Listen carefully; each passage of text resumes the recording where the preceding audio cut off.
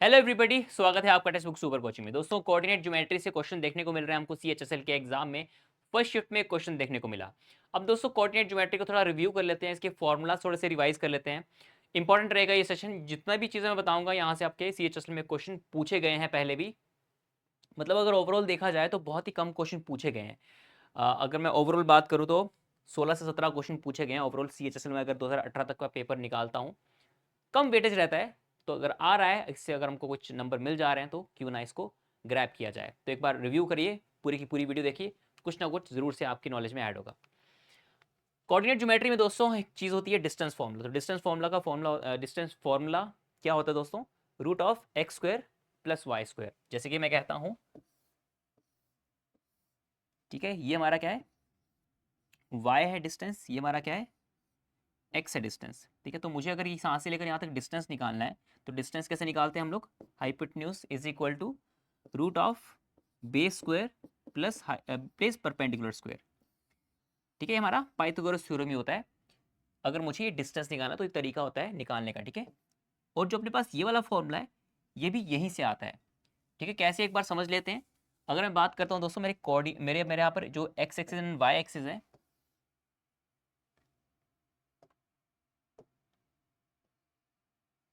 ठीक है, wait a minute.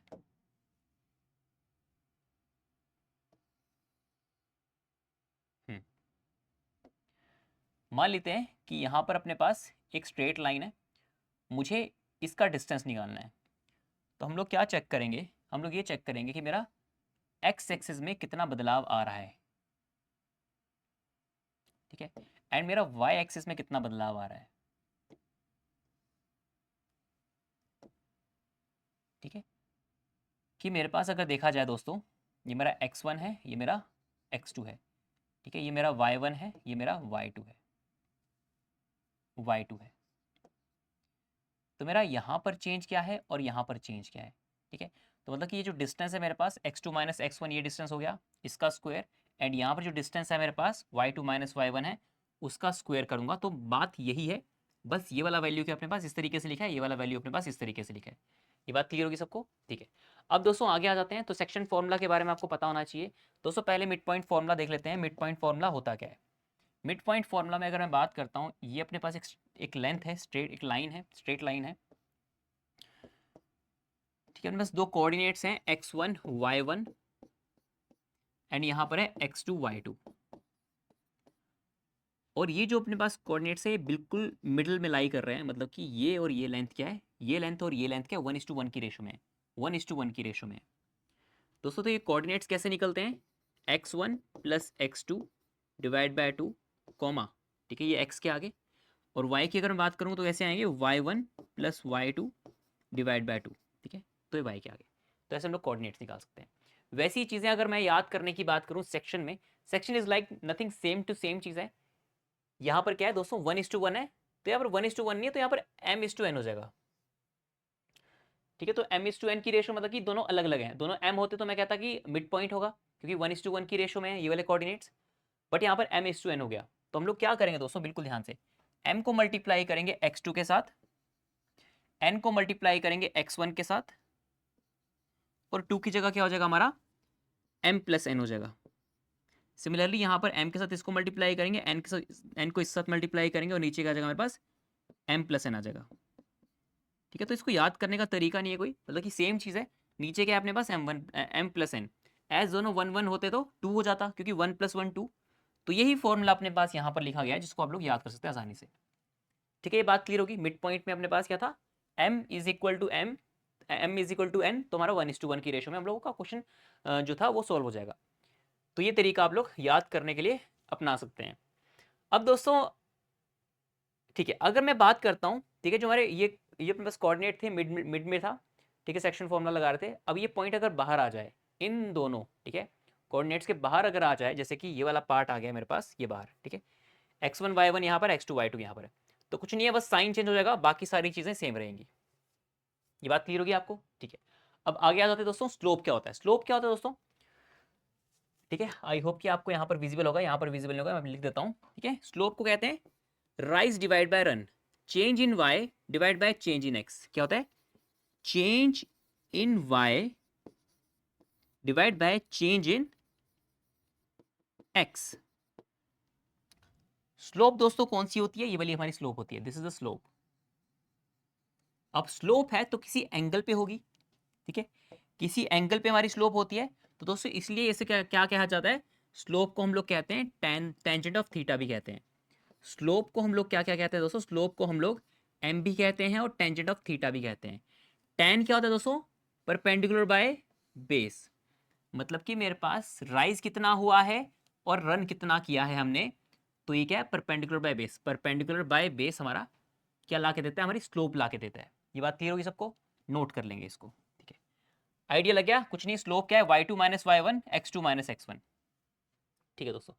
अब यहाँ पर ना एरिया ऑफ ट्राइंगल अगर आपको निकालने में आ जाता है कि भाई एरिया ऑफ ट्राइंगल निकालिए, तीन कोऑर्डिनेट्स दे रखे हैं x1 y1 x2 y2 x3 y3, just simply use this formula 1/2 x1 y2 minus y3 plus x2 y3 minus y1 plus x3 y1 minus y2। इसका एक अलग फॉर्मूला भी होता है या फिर अलग ट्रिक भी होता है, वो भी आपको मैं बता दूंगा क्लास में। आप लोग जरूर से जुड़िए डेली बेसिस पर क्लासेस में, तो वहाँ पर आपको मैं की सारी फॉर्मूला का ट्रिक भी बता दूंगा। बट अगर मैं फॉर्मूलाज की बात करें तो ये फॉर्मूला बेस्ड, तो आप लोगों को ये चीज़ें याद रखनी है, ठीक है। एग्जाम में अगर आ जाता है तो डायरेक्टली इसको पुट करके आंसर निकाला जा सकता है। कोऑर्डिनेट्स निकालने के लिए, कोऑर्डिनेट्स ऑफ सेंट्रॉइड, सेंट्रॉइड क्या होता है दोस्तों, जहां पर हमारे सारे मीडियन जाके मिलते हैं। एक मीडियन ये हो गया, एक मीडियन ये हो गया, एक मीडियन हमारा ये हो गया। तो ये मीडियन जहां पर इंटरसेक्ट करते हैं तो हमारा क्या बनाता है दोस्तों, सेंट्रॉइड बनाता है।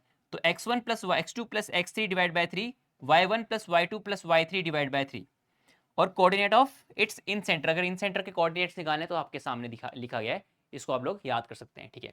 अब आगे अगर बात करें दोस्तों, इक्वेशन ऑफ द लाइन के बारे में आपको बहुत अच्छे तरीके से पता होना चाहिए। y माइनस वाई वन, देखो y2 minus y one divide by x2 minus x1, नीचे लिख देता हूं, y minus y one is equal to y2 minus y one divide by x2 minus x1, ठीक है, इंटू x माइनस x1। दोस्तों ये क्या है हमारा, ध्यान से देखिए क्या है हमारा, ये अभी मैंने बताया था आपको, ये हमारा क्या है, m। m है मतलब कि क्या है, tangent of theta. Tangent of theta है मतलब कि क्या है, ये स्लोप है।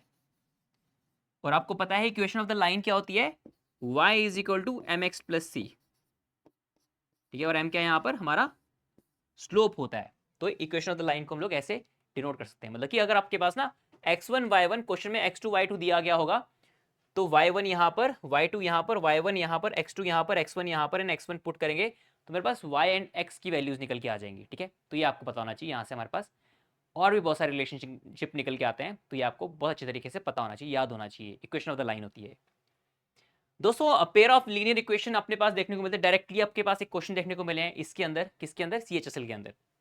जब भी हमारे पास दो, ठीक है, क्या है इक्वेशन दोस्तों, मैं लिख देता हूं बड़ी बड़ी, x1 a1x plus b1y plus c1 is equal to 0 है, a2x plus b2y plus c2 अगर हमारे पास 0 के बराबर दे रखा है, ठीक है। ये तीनों यहाँ पर भी, यहाँ पर भी और यहाँ पर भी यही चीज लिखी गई है, ठीक है, यही चीज लिखी गई है।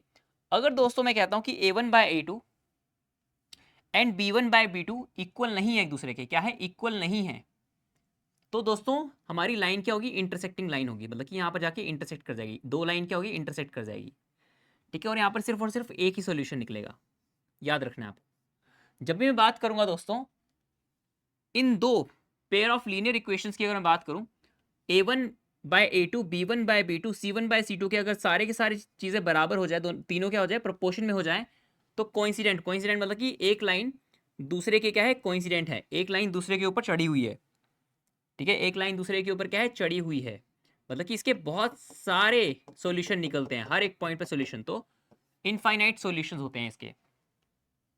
दो कोऑर्डिनेट, दो अपने पास अगर इक्वेशन दे रखी है, ठीक है, और अब अगर हमारे पास a1 बाय a2 बराबर है b1 बाय b2, बट दोस्तों यहाँ पर ये बराबर नहीं है c1 बाय c2 के बराबर, यहाँ पर भी नहीं था, ठीक है, बाकी जगह बराबर बराबर दे रखे हैं। तो ये अगर केस बन जाता दोस्तों, तो हमारी लाइन क्या होती है, पैरेलल, मतलब कि ये एक लाइन है तो दूसरी लाइन ये होगी, तो कभी भी इंटरसेक्ट नहीं करेंगी, तो नो सोल्यूशन होता है, ये आपको ध्यान रखना है। एग्जाम में क्या पूछा गया था, ये बोल रहा था कि अगर अगर मेरे पास, देखो हमको ना इक्वेशन दे रखी थी, तो हमको ये फाइंड आउट करना था कि वो इंटरसेक्टिंग है, कोइंसिडेंट है या फिर पैरेलल है, तो ऐसे से डायरेक्टली आपके पास क्वेश्चन पूछ लेता है वो, ठीक है। जैसे कि यहाँ पर दिया गया है, तो इसको आप लोग ध्यान से देखना, ठीक है। अब दोस्तों ध्यान रखना है कि ये हमारा A1, ये अगर मैं बात करूँ तो ये A2 हो गया, ये हमारा क्या हो गया B2 हो गया, और दोस्तों ये हमारा क्या है C2 है, बट माइनस में, ठीक है, -20 आएगा। C2 इसको मत ले लेना, जब यहाँ जाएगा तो ये माइनस का C2 हो जाएगा, ये प्लस का 4, ये प्लस का 3, ठीक है, ये प्लस का 1 A1, माइनस का 2 B2, और C2 यहाँ पर कुछ भी नहीं है, 0 है, ठीक है। तो आप लोग यहाँ पे पूरा का पूरा कंपैरिजन देख सकते हैं यहाँ पर, ठीक है। तो और हाँ, और अगर आगे देखें दोस्तों, तो इसको भी आप एक बार रिव्यू जरूर से कर लेना, ठीक है। थोड़ा सा लेवल बढ़ जाता है यहाँ पर, तो इस टाइप के क्वेश्चन आपको लगाने हैं, ठीक है। तो एक कुछ यहाँ पर पूरा का पूरा टाइप हो गया, ठीक है, यही है, हाँ यही था अपने पास पूरा का पूरा कोऑर्डिनेट ज्योमेट्री। तो चलो मैंने सोचा कि एग्जाम में आया है तो थोड़ा सा रिवाइज कर लेते हैं, क्वेश्चन जरूर से लगाइएगा, जरूर से आपको हेल्प मिलेगी इन फॉर्मूलाज से, ठीक है। Thank you very much for watching till and. अगर आपको इनका एक्सप्लेनेशन चाहिए थोड़ा सा और अगर एलेबोरेट आपको करके चाहिए कि इनको हम लोग थोड़ा सा और एक्सप्लेन करके समझें, तो कमेंट सेक्शन में ज़रूर से बताइएगा दोस्तों, और थोड़ा सा इसको एक सेशन में अच्छे से कवर करेंगे, और मैं इसका जो भी हमारा सेशन का लिंक होगा वो इसके डिस्क्रिप्शन में प्रोवाइड करवा दूंगा। चलिए दोस्तों, thank you very much for watching, bye bye guys, take care and all the best.